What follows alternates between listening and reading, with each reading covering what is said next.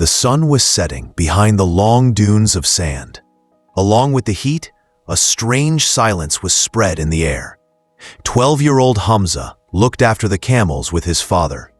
His heart always chased new things, sometimes an old ruin, sometimes a mysterious cave, sometimes something unusual hidden in the sand.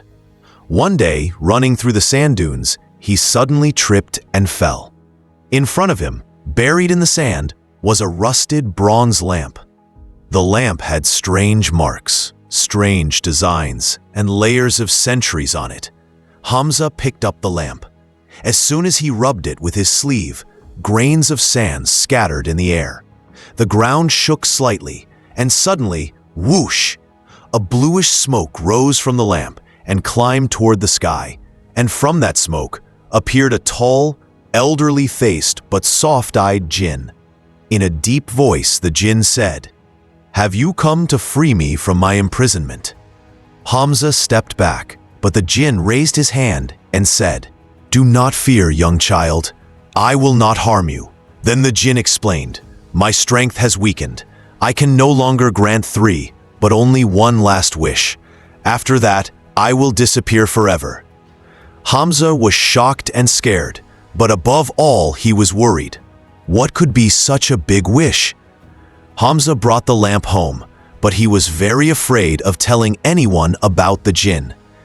He told no one except his close friend Afan. As soon as Afan heard everything, his eyes sparkled. "Bro, you can become the king of the world. Ask for gold, mansions, armies." But Hamza's heart was different. He was not interested in greed. That night, when everyone slept, Hamza went outside holding the lamp. The jinn appeared again. "O master, command me. One wish, only one chance."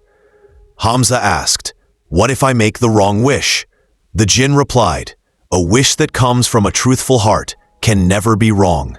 The jinn's face looked tired. He had been imprisoned for centuries. ...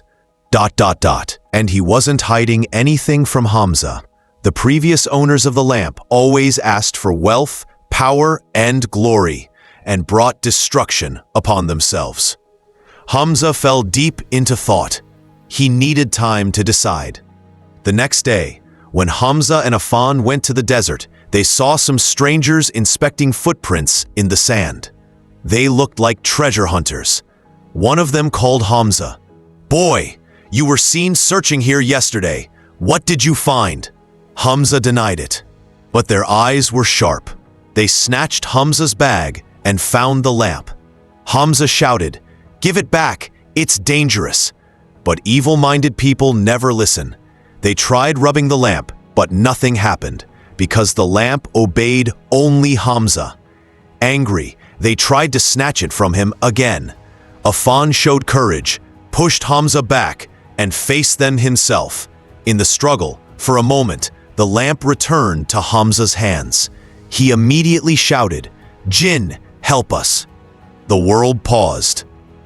Despite his weak strength, the jinn summoned a sandstorm.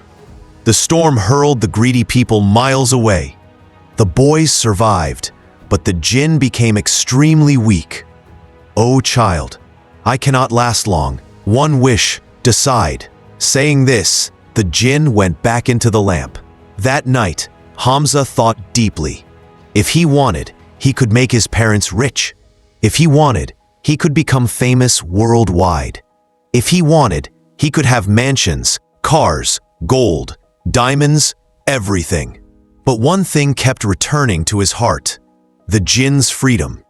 Yesterday, Afan had said, "What you possess but causes suffering to others is not a blessing, it is a test." Hamza made his decision. He took the lamp to the middle of the desert. As soon as he rubbed it, the jinn appeared, very frail, as if sand was flowing from his body. "Speak, child, what do you desire?" Hamza took a deep breath and said, "I want you to be free." The jinn was stunned. For the first time in centuries, what does the jinn want? A human did not ask for wealth, did not ask for power, did not ask for fame. Hamza said, Anyone imprisoned, no matter how powerful, his heart breaks. I do not want you to remain captive. Light burst from the jinn's eyes. Clouds thundered in the sky. The earth shook. The jinn shouted, "O pure-hearted child, you have asked for the most precious thing, freedom." The lamp shattered into pieces and scattered into the sand. The jinn's chains broke.